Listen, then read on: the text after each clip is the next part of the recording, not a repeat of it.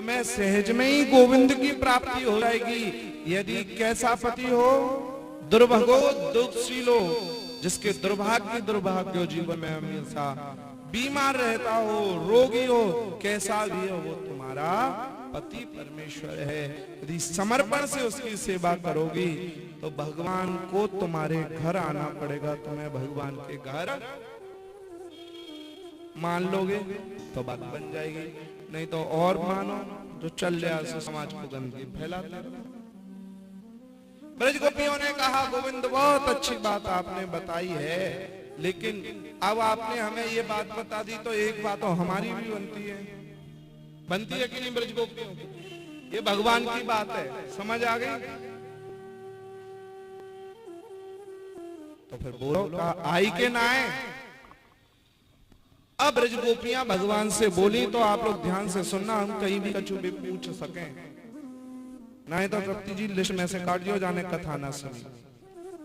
ब्रज गोपियां बोली गोविंद मान लो कोई स्त्री है और बेचारी बिना पढ़ी लिखी कुछ नहीं जानती है, सहज में एकदम ब्रजवासिन गांव की है, कुछ जाने ही ना है, और वो अपने पति को परमेश्वर भगवान के रूप में पूजती है, तो मान लो उसका पति कहीं परदेश जाए तो वो क्या करे?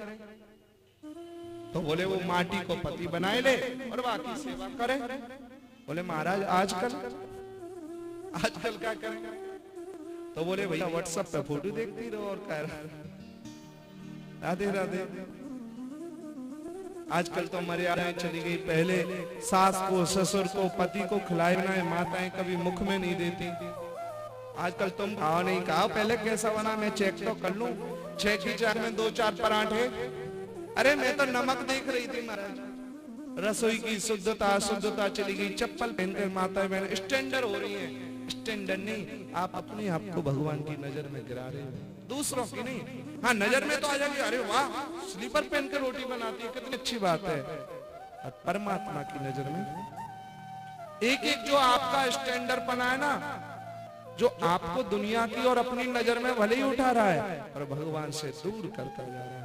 पहले सासें कभी रसोई में खाने नहीं देती थी, आजकल सब्जी एक हाथ से चल रही है, एक हाथ से चाय पी रहे हैं, क्या होगा? अब उस सब्जी का भगवान भोग लगाएंगे क्या?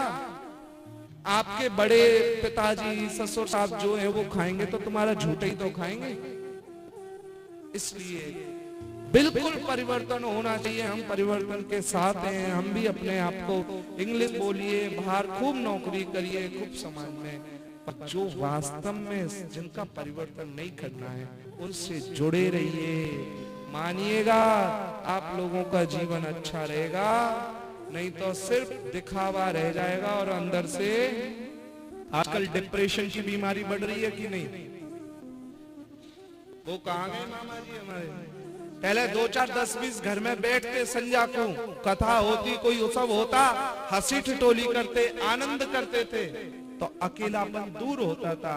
आजकल भगवान मोबाइल देवता ने सब 4 भैया बैठे पर 4 और स्टोरी लगाने में लगाए हैं और आप उसमें हंसी ठिठोली।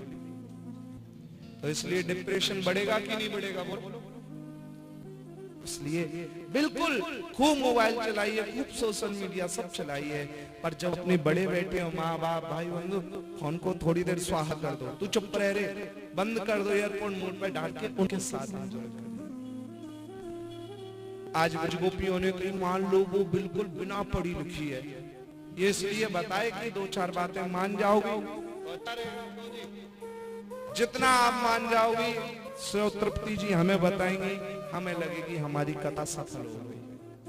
आप लोगों ने मान लिया, नहीं मानोगे तो फिर और कोई कथा सुनाएगा, फिर यों कर लेना सज के और राधे राधे। मान लोगे तो कथा आपने सुनी, आपका भी कल्याण, और हमने सुनाई, आपका जीवन भगवान से जुड़ सका, दोनों का जीवन सफल हो जाए। इसलिए महाराज ब्रज गोपी